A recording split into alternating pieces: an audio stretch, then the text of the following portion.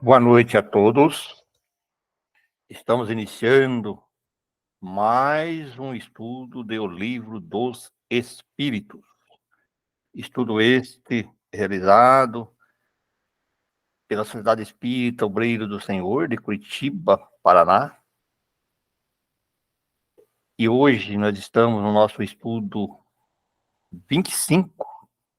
Estamos estudando a segunda parte do Livro dos Espíritos. E nós estamos no capítulo 6, fala sobre a intervenção dos espíritos no mundo, a intervenção dos espíritos, né? Então, esse é o capítulo que nós estamos, da intervenção dos espíritos. Esse é o capítulo 6 que nós estamos estudando.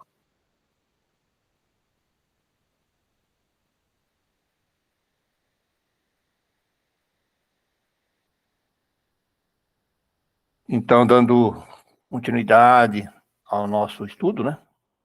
Hoje nós vamos ver um pouquinho sobre a influência dos espíritos nos acontecimentos da vida. Então, nós estamos na questão 525, e o Kardec começa fazendo a pergunta: exercem os espíritos alguma influência nos acontecimentos da vida? Está bem interessante, né? Certamente, pois que te aconselham. Aí o Kardec faz uma pergunta sobre esta pergunta, né? Exerce essa influência por outra forma que não apenas pelos pensamentos que sugerem? Isto é, tem ação direta sobre o cumprimento das coisas? Sim, mas nunca atuam fora da lei da natureza. Aí o Kardec faz um comentário sobre essa questão, né? Imaginamos erradamente que aos espíritos só caiba manifestar sua ação por fenômenos extraordinários. Quiséramos que nos viessem auxiliar por meio de milagres, e os figuramos sempre armados de uma varinha mágica. Por não ser assim, é que oculta, por não ser assim, é que oculta, nos parece, a intervenção que tem nas coisas desse mundo, e muito natural que executa com o concurso deles. Assim é que, provocando, por exemplo, o encontro de duas pessoas que suporam encontrar-se por acaso, inspirando a alguém a ideia de passar por determinado lugar, chamando-lhe atenção para certo ponto, se disso resulta o que tenho em vista, eles obram de tal maneira que o homem crente de que obedece o impulso próprio conserva sempre o seu livre-arbítrio. Interessante essa resposta, né? É bem por aí mesmo. Na 526. Tendo como tem ação sobre a matéria, pode o espírito provocar certos efeitos com o objetivo de que se dê um acontecimento? Por exemplo, o homem tem que morrer sobre uma escada. A escada se quebra e ele morre da queda. Foram os espíritos que quebraram a escada para que o destino daquele homem se cumprisse? É exato que os espíritos têm ação sobre a matéria, mas para o cumprimento das leis da natureza, não para as derrogar, fazendo que, em dado momento, ocorra um sucesso inesperado e em contrário àquelas leis. Por gentileza, pedimos que coloque o microfone no silêncio. No exemplo que figuraste,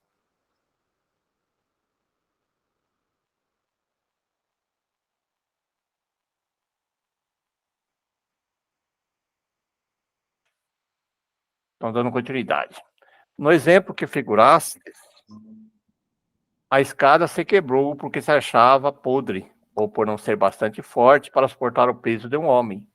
Se era o destino daquele homem perecer de tal maneira, os espíritos lhe inspirariam a ideia de subir a escada em questão, que teria de quebrar-se com o seu peso, resultando-lhe daí a morte por efeito natural, e sem que para isso fosse mísera a produção de um milagre. Kardec continua fazendo essas perguntas, né? 527. Tomemos outro exemplo, em que não entre a matéria em seu estado natural. Um homem tem que morrer fulminado pelo raio. Refugia-se debaixo de uma árvore. Estala o raio e o mata. Poderia dar-se tenha sido os espíritos que provocaram a produção do raio e que dirigiram para o homem? A resposta: dá-se o mesmo que anteriormente. O raio caiu sobre aquela árvore em tal momento, porque estava nas leis da natureza que assim acontecesse. Não foi encaminhado para a árvore por ser achar debaixo dela o homem. A esse sim foi inspirada a ideia de se abrigar debaixo de uma árvore, sobre qual cairia o raio. Porquanto a árvore não deixaria de ser atingida, só porque não lhe estar debaixo da fronte o homem. Na 528. No caso de uma pessoa mal intencionada disparar sobre outro um projétil,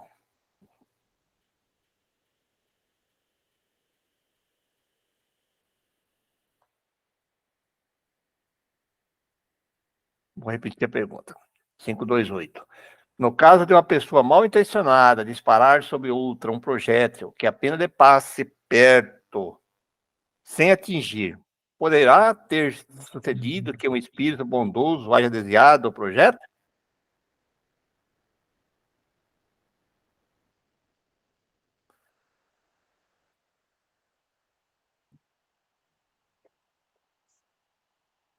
Se o indivíduo alvejado não tem que perecer desse modo, o espírito bondoso lhe inspirará a ideia de se desviar, ou então poderá ofuscar-lhe o que empunha a arma, de sorte a fazê-lo apontar mal, porquanto, uma vez disparada a arma, o projeto segue a linha que tem que percorrer. 529. O que se deve pensar das balas encantadas, de que falam algumas lendas e que fatalmente atingem o alvo? Pura imaginação. O homem gosta do maravilhoso e não se contenta com as maravilhas da natureza. E tem A dessa pergunta. Pode os espíritos que dirigem os acontecimentos terrenos ter obstado a sua ação por espíritos que queiram ao contrário? O que Deus quer se executa. Se houver demora na execução ou lhe surjam obstáculos, é porque ele assim o quis. Peço a gentileza, alguém está com o microfone aberto, que está interferindo um pouquinho aqui. Se vocês fizerem a gentileza para mim de fechar. Quem será que é essa pessoa? 530. Não podem os espíritos levianos e zombeteiros criar pequenos embaraços à realização dos nossos projetos e transtornar as nossas previsões? Serão eles, numa palavra, os causadores do que chamamos pequenas misérias da vida humana? Resposta. Eles se complazem em vos causar aborrecimentos que representam para vós provas destinadas a exercitar vossa paciência. Cansam-se, porém, quando veem que nada consegue. Entretanto, não seria justo nem acertado imputar-lhe todas as decepções que experimentais e de que sois os principais culpados pela vossa irreflexão. Fica certo de que, se tua louça quebra, é mais por desrazo teu do que por culpa dos espíritos. E o Kardec faz a pergunta A sobre essa questão. Destes, os que provocam contrariedades, obram impelidos por animosidade pessoal, ou assim procede contra qualquer, sem motivo determinado ou por malícia?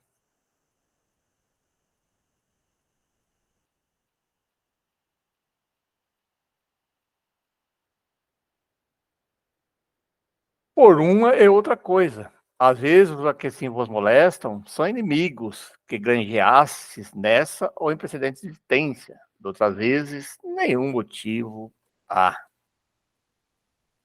E na 531, extingue-se-lhes com a vida corpórea a malevolência dos seres que nos fizeram mal na terra? Muitas vezes reconhecem a injustiça com que procederam e o mal que causaram, mas também não é raro que continue a perseguir-vos, cheios de animosidade. Se Deus o permitir, por ainda vos experimentar. Kardec faz uma pergunta A nessa questão. Pode-se por termos a isso? Por que meio? Olha a resposta. Essa resposta é bem interessante, né? Podeis, orando por eles, eles retribuindo o mal com o bem, acabarão compreendendo a injustiça do proceder deles. Ademais, se souberes colocar-vos acima de suas maquinações, deixar-vos-ão por verificarem que nada lucro. Então, normalmente o que acontece nessas questões é o bem ao contrário, né? As pessoas procuram nas casas espíritas, em outros locais, quero que tire, quer que... A hora que ele fala, orando por eles, orai pelos seus inimigos, né? Olha como o Evangelho nos ensina, né? E retribuindo o mal com o bem. Profunda essa resposta, né? Como que já está em outros lugares, outras respostas também que foi dado, que nós podemos, assim, superar essas más influências, né? Aí o Kardec ainda faz um comentário sobre isso. A experiência demonstra que alguns espíritos continuam em outra existência a exercer as vinganças que vinham tomando. E que assim cedo ou tarde o homem paga o mal que tenha feito a outrem. 532. Tem os espíritos o poder de afastar de certas pessoas os males e de favorecê-la com a prosperidade? É, muita gente promete isso, né? De todo, não. Porquanto há males que estão no decreto da providência. Amenizam-vos, porém, as dores, dando-vos paciência e resignação. Olha também com essa pergunta também, ela é bem, a resposta é bem profunda, né? Olha, de todo não, né? Ficai igualmente sabendo que de vós depende muitas vezes poupar-vos aos males, ou, quando menos, atenuá-los. Vós é aquele que está sofrendo, né? A inteligência, Deus lá ortogou, para que dela você vais, e principalmente por meio de vossa inteligência, que os espíritos vos auxiliam, sugerindo-vos ideias propícias ao vosso bem. Porém, não assiste senão os que sabem assistir a si mesmo. Olha, porém, não assiste os que sabem, porém, não assiste senão os que sabem assistir-se a si mesmo. Esse é o sentido destas palavras. Buscais e achareis, bateis e se vos abrirá.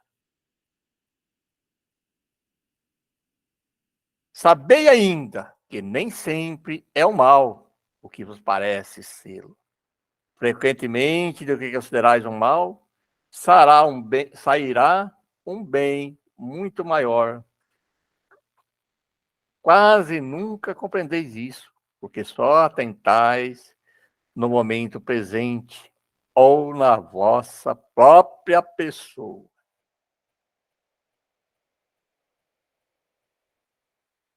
Continuando, né? 533. Podem os espíritos fazer que obtenham riquezas os que lhe pedem que assim aconteça? Algumas vezes, como prova. Quase sempre, porém, recusam, como se recusa a criança a satisfação de um pedido inconsiderado. Ele faz a pergunta aqui: são os bons ou os maus espíritos que concedem esses favores? Uns e outros. Depende da intenção. As mais das vezes, entretanto, os que concedem são os espíritos que vos querem arrastar para o mal e que encontram um meio fácil de o conseguir, facilitando-vos os gozos que a riqueza proporciona.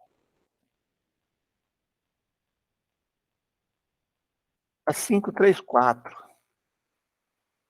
Será por influência de algum espírito que fatalmente a realização dos nossos projetos parece encontrar obstáculos? Algumas vezes é isso. Vou repetir. Algumas vezes é isso, efeito da ação dos espíritos. Muitas vezes, muito mais vezes, porém, é que andais errados na elaboração e na execução dos vossos projetos. Muito influi nesses casos a posição e o caráter do indivíduo. Se vos obstinais em ir por um caminho que não deveis seguir, os espíritos nenhuma culpa têm dos vossos insucessos. Vós mesmos vos constituís em vossos maus gênios.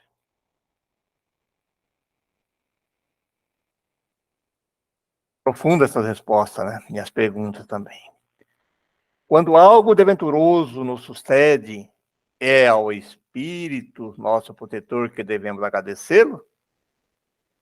Olha bem essa resposta.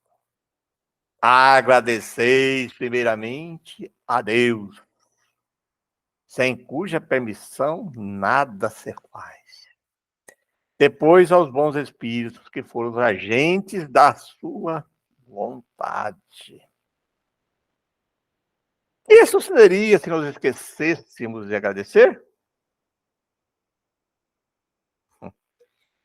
O que sucede aos ingratos? E é o que realmente nós mais fazemos, né? B. No entanto, pessoas há que não pedem nem agradecem, e as quais tudo sai bem. Assim é de fato, mas importa ver o fim. Pagarão bem caro essa felicidade, de que não são merecedoras, pois quanto mais houveres recebido, tanto maiores contas terão que prestar.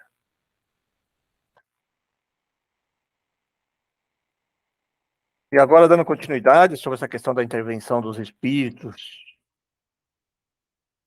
o item agora é ação dos espíritos nos fenômenos da natureza. 536. São devidos a causas fortuitas ou, ao contrário, têm todos um fim providencial os grandes fenômenos da natureza, os que se consideram como perturbação dos elementos. Tudo tem uma razão de ser. Nada acontece sem a permissão de Deus.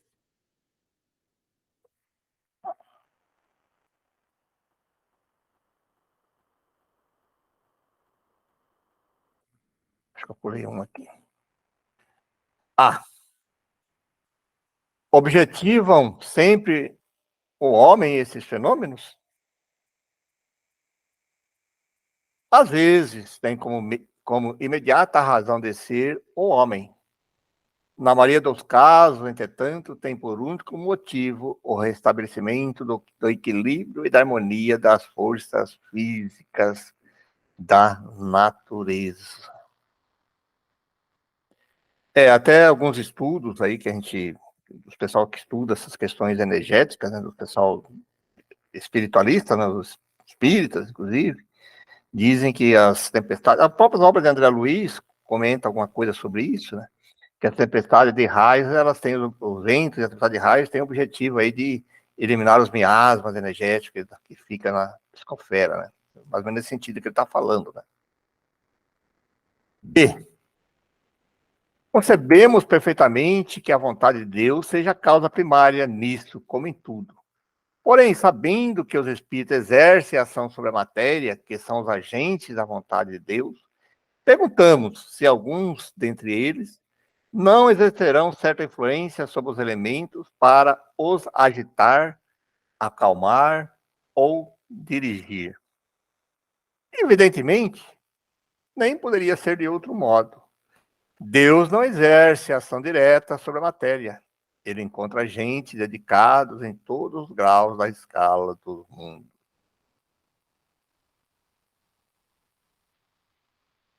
A 537.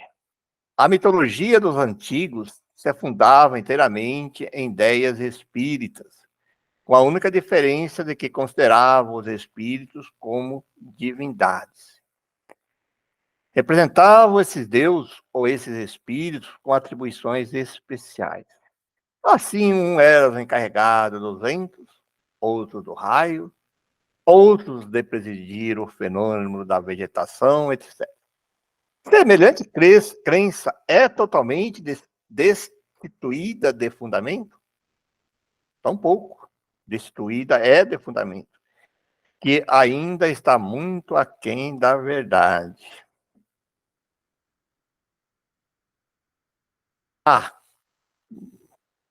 Poderá, então, haver espíritos que habitem o interior da Terra e presidam os fenômenos geológicos? Tais espíritos não habitam positivamente a Terra, presidem os fenômenos e os dirigem de acordo com as atribuições que têm. Dia virá em que recebereis a explicação de todos esses fenômenos. E os compreendereis melhor, né? Já passaram 200 anos e nós ainda estamos buscando, né? Entender isso. 538. Formam categoria especial no mundo espírita os espíritos que presidem os fenômenos da natureza?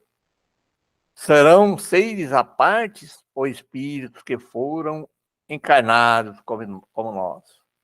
Que foram ou que serão? E aí Kardec faz a pergunta A.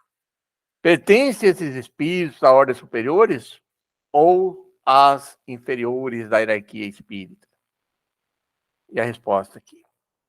Isso é conforme seja mais ou menos material, mais ou menos inteligente o papel que desempenhe. Uns mandam, outros executam. Os que executam coisas materiais são sempre de ordem inferior, assim entre os espíritos como entre os homens. 539. A produção de certos fenômenos das tempestades, por exemplo, é obra de um só espírito? Ou muitos se reúnem formando grandes massas para produzir? Reúne-se em massas inumeráveis. A 540. Os espíritos que exercem ação no fenômeno da natureza operam com conhecimento de causa, usando do livre-arbítrio, ou por efeito de instintivo ou refletido impulso? Uns sim, outros não. Estabelecemos uma comparação.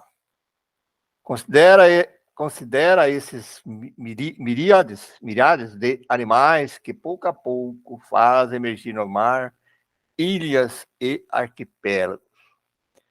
Julgas que não há aí um fim providencial e que essa transformação da superfície do globo não seja necessário à harmonia geral?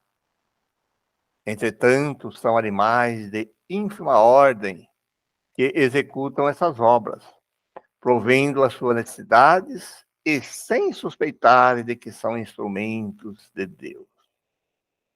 Pois bem, do mesmo modo, os espíritos mais atrasados oferecem utilidade ao conjunto, enquanto se ensaiam para a vida antes que tenha plena consciência de seus atos e estejam no gozo pleno do livre-arbítrio, atuam em certos fenômenos de que inconscientemente se constituem os agentes. Primeiramente, executam. Mais tarde, quando suas inteligências já houverem alcançado um certo desenvolvimento, ordenarão e dirigirão as coisas do mundo material. Depois, poderão dirigir as do mundo moral. É assim que tudo serve, que tudo se encadeia na natureza. Desde o átomo primitivo até o arcanjo, que também começou por ser átomo. A admirável lei de harmonia que o vosso acanhado espírito ainda não pode aprender em seu conjunto. Gente.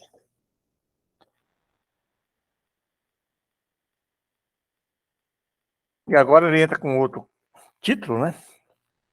Os espíritos durante os combates. Durante uma batalha, a 541, durante uma batalha, há espíritos assistindo e amparando cada um dos exércitos? Sim, e que lhes estimulam a coragem. E o Kardec faz um comentário sobre essa pergunta. Os antigos figuravam os deuses tomando partido deste ou daquele povo. Esses deuses eram simplesmente espíritos representados por alegorias.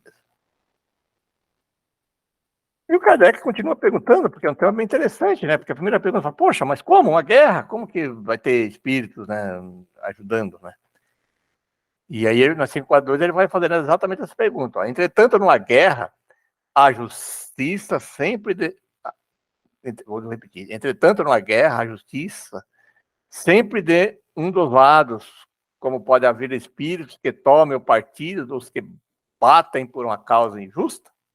Interessante, né? Uma resposta disso. Né?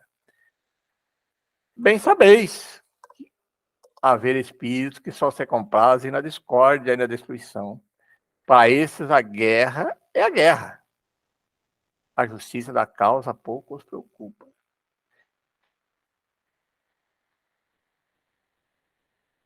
É assim que o 4.3. Podem alguns espíritos influenciar o general na concepção dos seus planos de campanha? Sem dúvida alguma.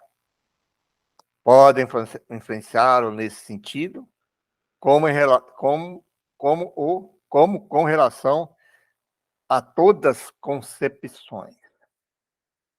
Poderiam maus espíritos suscitar, a 544, né? Poderiam maus espíritos suscitar-lhe planos errôneos com o fim de levá-lo à derrota?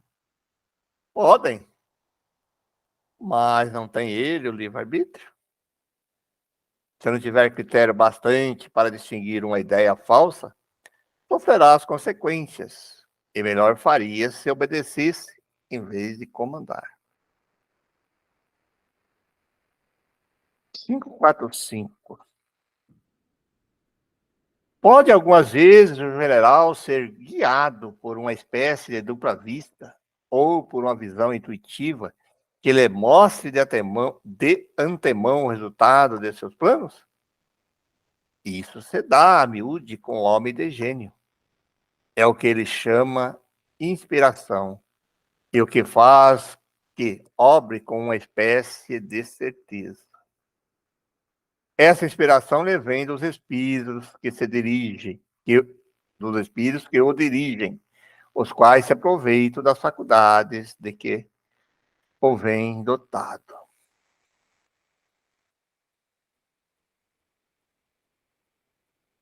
546.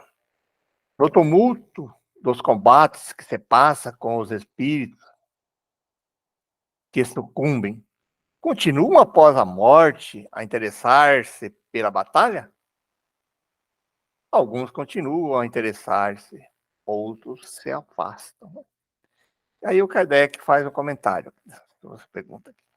Dá-se nos combates o que ocorre em todos os casos da morte violenta. No primeiro momento, o espírito fica surpreendido e, como que atordoado. Julga não estar mudo. Parece-lhe que ainda toma parte da ação. Só a pouco a realidade lhe surge. 547. Após a morte, os espíritos que, como vivos, se guerreavam, continuam a considerar-se inimigos e se conservam encarniçados uns contra os outros? Nessas ocasiões, o espírito nunca está calmo. Pode acontecer que nos primeiros instantes, depois da morte, ainda odeie o seu inimigo e mesmo persiga. Quando, porém, se lhe restabelece a serenidade nas ideias, vê que nenhum fundamento há mais para a sua animosidade. Contudo, não é impossível que dela guarde vestígios mais ou menos fortes conforme o seu caráter, né? Continua a ouvir o rumor da batalha? Ele faz a pergunta A. Perfeitamente, a resposta. 548. O espírito que, como espectador, assiste calmamente um combate, observa o ato de separar-se a alma do corpo. Como é que esse fenômeno lhe apresenta a observação? Raras são as mortes verdadeiramente instantâneas na maioria dos casos. O espírito cujo corpo acaba de ser mortalmente ferido não tem consciência imediata desse fato. Somente quando ele começa a reconhecer a nova condição em que se acha, é que os assistentes podem distingui-lo a mover-se ao lado do cadáver. Parece isso tão natural que nenhum efeito desagradável lhe causa a vista do corpo morto. Tendo-se a vida toda concentrado no espírito, só ele prende a atenção dos outros. É como ele que esses conversam, ou a ele é que fazem determinações. Interessante, né? Pactos. Esta aqui é um item bem interessante, né? Que a gente tem ouvido e muitas pessoas aí levam isso muito a sério, né? Então vamos ver o que os espíritos respondem sobre essas questões, né? Pactos. 549. Algo de verdade haverá nos pactos com maus espíritos? Olha a resposta, gente. Não. Não há pactos. Há, porém, naturezas más que simpatizam com os maus espíritos. Por exemplo, queres atormentar teu vizinho e não sabes como has de fazer. Chamas, então, por espíritos inferiores, que, como tu, só querem o mal e que, para te ajudarem, exigem que também os sirvas em seus maus desígnios. Não se segue, porém, que o teu vizinho não possa livrar deles, por meio de uma conjuração oposta, e pela ação da sua vontade. Olha a resposta, gente, bem interessante, né? A gente acha que não consegue se livrar, né? Aquele que intenta praticar uma ação má, pelo simples fato de alimentar essa intenção, chama em auxílio maus espíritos, aos quais fica, então, obrigado a servir, porque dele também precisam esses espíritos, para o mal que queiram fazer. Nisso apenas é que consiste o pacto. E aí o Kardec faz um comentário, né, sobre a resposta dos espíritos. O fato de o homem ficar, às vezes, na dependência dos espíritos inferiores, nasce de se entregar aos maus pensamentos que estes lhe sugerem, e não de estipulações quaisquer que com eles façam. O pacto, no sentido vulgar do termo, é uma alegoria representativa da simpatia existente entre o indivíduo de natureza má e espíritos malfazejos.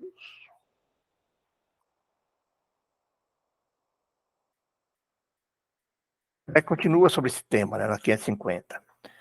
Qual o sentido das lendas fantásticas em que figuram indivíduos que teriam vendido suas almas a Satanás para obterem certos favores? Todas as fábulas encerram um ensinamento e um sentido moral. O vosso erro consiste em tomá-las ao pé da letra. Isso a que te referes é uma alegoria, que se pode explicar dessa maneira. Aquele que chama em auxílio os espíritos para deles obter riquezas ou qualquer outro favor, rebela-se contra a providência. Renuncia à missão que recebeu e às provas que lhe cumpre suportar nesse mundo. Sofrerá na vida futura a consequência desse ato. Não quer isso dizer que sua alma fique para sempre condenada à desgraça. Mas desde que, em lugar de se desprender da matéria, nela cada vez mais se enterra, mas não terá no mundo dos espíritos a satisfação de que haja gozado na terra, até que tenha resgatado sua falta por meio de novas provas, talvez maiores e mais penosas. Coloca-se por amor dos gozos materiais na dependência dos espíritos impuros. Estabelece-se assim tacitamente entre estes e ele, o espírito delinquente, um pacto que o leva à sua perda, mas que ele sempre fácil romper-se ou quiser firmemente, granjeando a assistência dos bons espíritos. Você sabe que, às vezes, a gente, em várias outras questões, já viu isso, os espíritos respondem assim que parece, nós criamos tanta dificuldade, né? Mas eles sempre respondem, mas é fácil, olha, granjeando a assistência dos bons espíritos, é isso que nós não fazemos, né? É isso que nós não aprendemos a fazer, né? Agora, um outro tema também muito interessante, né? Que é os talismãs, né? Poder oculto, talismãs, feiticeiros. Pode um mal, com auxílio de um mau espírito que lhe seja dedicado, fazer mal ao seu próximo? Não, Deus não o permitiria. Mas o Kardec continua perguntando sobre o mesmo tema, né? Porque a resposta fica um pouquinho meio completa, vamos dizer assim, né? Porque você deve pensar da crença no poder que certas pessoas teriam de enfeitiçar? Aí que vem a resposta que eu acho bastante interessante, né? Algumas pessoas dispõem de grande força magnética, de que podem fazer mau uso, se maus forem seus próprios espíritos, caso é que possível se tornem serem secundados por outros espíritos maus. Não creia, porém, no pretenso poder mágico que só ignorantes das verdadeiras leis da natureza. Vou repetir de novo aqui.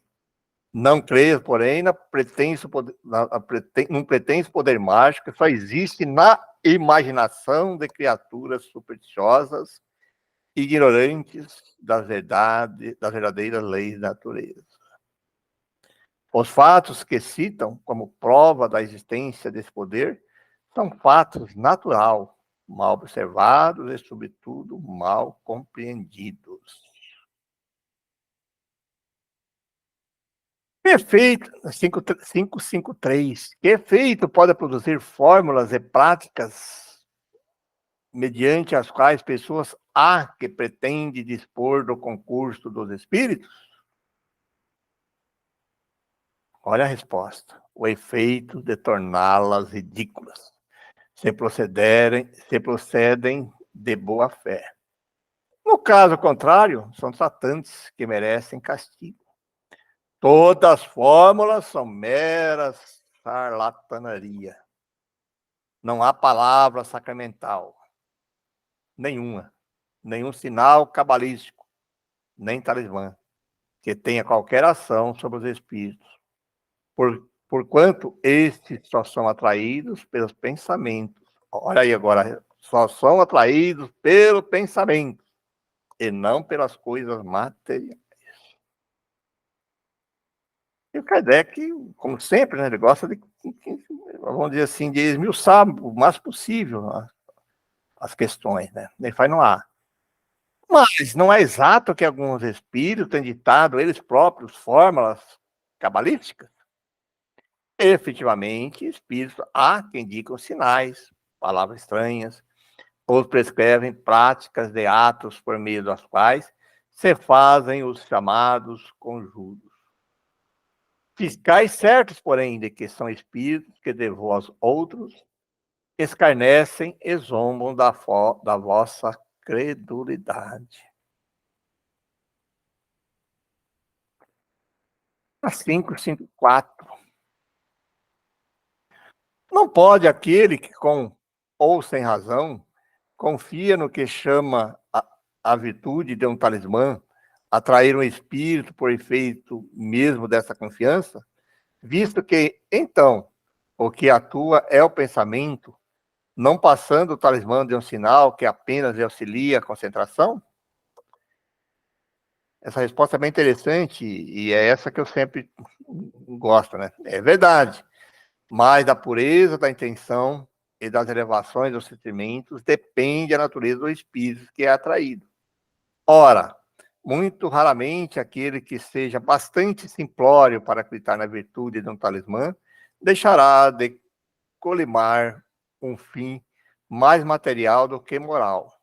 Qualquer, porém, que seja o caso, essa crença denuncia uma inferioridade, uma fraqueza de ideias que favorece a ação dos espíritos imperfeitos e escaninhos. Então, aí vamos dizer assim, o poder da fé aí que algumas pessoas, o pessoal os católicos tem no santo, né? Tem um santo. O que atrai ali os espíritos é o pensamento dela e a vontade de obter aquela ajuda para um ente querido, para ela mesma, né, quando ela está orando ali. Não o objeto, não que o santo seja sagrado ali, mas sim o pensamento que as pessoas que chegam ali e, e pedem, né, fazem as suas orações em cima, né. Que sentido deve-se dar ao qualificativo de feiticeiro? Olha que pergunta, hein? 555.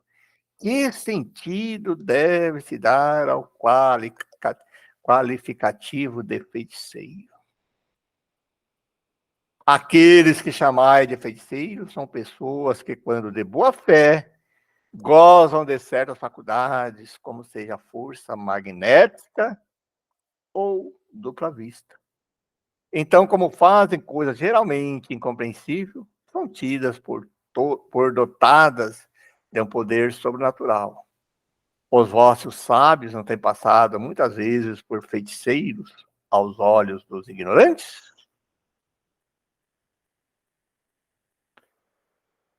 E aí o Kardec faz um comentário sobre essas questões, né? E aí é uma questão assim daquelas pessoas que às vezes, por falta de estudo, por outro motivo qualquer, querem afastar do magnetismo, né? Então aí o Kardec começa, ó, o espiritismo e o magnetismo nos dão a chave da imensidade de fenômenos sobre os quais a ignorância teceu um sem número de fábulas, em que os fatos se apresentam exagerados pela imaginação. O conhecimento lúcido dessas duas ciências, olha lá, hein? Magnetismo e espiritismo, com ciência, que, bem dizer, formam uma única, mostrando a realidade das coisas e suas verdadeiras causas, constitui o melhor preservativo contra as ideias supersticiosas, porque revela que é possível e o que é impossível, o que está nas leis da natureza e o que não possa, e o que não passa de ridículo crendice. Olha aí, gente, magnetismo e espiritismo, né? Infelizmente, ainda diminuiu bastante, mas ainda algumas federativas obtêm algum obstáculo para os grupos que queiram estudar o magnetismo, até mesmo o espiritismo, né? Estudar como ciência, né? A 556. Tem algumas pessoas verdadeiramente o poder de curar pelo simples contato? De novo, olha a resposta. Ó. A força magnética pode chegar até aí, quando secundada pela pureza dos sentimentos e por um ardente desejo de fazer o bem, porque então os bons espíritos lhe vêm auxílio. Cumpre, porém, desconfiar da maneira pela qual contam as coisas pessoas muito crédulas e muito entusiastas, sempre dispostas a considerar o maravilhoso, o que é demais, o que há de mais simples e mais natural. Importa desconfiar também das narrativas interesseiras que costumam fazer os que exploram em seu proveito a credulidade alheia, né? Infelizmente, isso aí tem muito, né, gente? E agora, um outro tema também interessante também, né? Bênçãos e maldições. 557. Podem a bênção e a maldição atrair o bem e o mal para aqueles sobre quem são lançadas? A resposta: Deus não escuta a maldição injusta. E, culpado perante ele, né, Deus se toma aquele que profere. Como temos os dois gênios opostos, o bem e o mal, pode a maldição exercer momentaneamente influência, mesmo sobre a matéria. Tal influência, porém, só se verifica por vontade de Deus, como o aumento de prova para aquele que é dela objeto. Ademais, o que é comum é serem amaldiçoados os maus e abençoados os bons. Jamais a bênção e a maldição pode desenhar a senda da justiça, providência que nunca fere o maldito, senão quando mal e cuja proteção não acoberta senão aquele que merece, né, gente? Então, nessa questão de sofrimento, não existe aí injustiçado, né? Pode ser que tenha um que fez injusto aqui no mundo terreno, mas se nós entendemos como espíritos, não, né? Bom, gente, era isso que eu tinha preparado para hoje. Esse encerra aquele capítulo 9. Nós vamos começar no capítulo 10, né? Das ocupações e missões dos espíritos. E até uma pergunta que fica no ar, né? Alguma coisa incumbe os espíritos de fazer que não seja melhorar-se pessoalmente? No próximo estudo, nós veremos essa resposta e outras pertinentes aí a esse estudo, né, gente? Tá aí, então, se alguém tiver algum comentário, quiser fazer algum comentário, algumas questões, tudo bem? Bastante interessante o tema, né, gente? Que esse eu acho que vale a pena, a gente sempre indica às pessoas que voltem lá, estudem novamente, estudem no livro. E às vezes as pessoas aqui, para mim me ajuda muito, às vezes a gente é uma pessoa ouvindo aqui, depois quando ela lê de novo lá no Livro dos Espíritos, ela começa a ter uma interpretação melhor, né? Abre um pouquinho, ela começa a refletir, né? Eu acho muito bacana isso. Bom, gente, então vamos, já que ninguém tem dúvidas, nem quer colocar nenhum posicionamento, então vamos aproveitar esses instantes para estreitarmos a nossa sintonia cada vez mais com Deus, com os amigos espirituais, nossos amigos benfeitores, que estão conosco nesta tarde, noite, já noite. E assim, agradecer a Deus por nos dar oportunidades reencarnatórias, aonde esta agora estamos podendo conhecer e aprofundar um pouquinho mais essa filosofia, essa ciência, essa doutrina espírita, tanto nos ajuda a compreender melhor o Evangelho, desvendando assim o véu do mundo espiritual. Quem somos, de onde viemos, para onde iremos, fica mais fácil da nós entendermos as nossas provas, as nossas missões, as nossas próprias expiações aqui no mundo terreno. Quando a gente fica assim, ciente de que somos seres espirituais, estagiando aqui no mundo terreno, passando por experiências que têm sempre o objetivo nos melhorar, dar condições, nos preparar, nos provar, nos ensinar. Por isso, a nossa gratidão sempre a Deus e a toda essa equipe dos amigos espirituais. O Allan Kardec, conhecido, Hipólito, Leão, Denizar, e toda aquela equipe de amigos espirituais que nos proporcionam a filosofia espírita, a doutrina espírita. Assim, nessa sintonia de gratidão e amor, vamos encerrando os estudos desta noite, que possamos estar aqui nas próximas para mais um estudo dessa obra tão maravilhosa. Assim seja.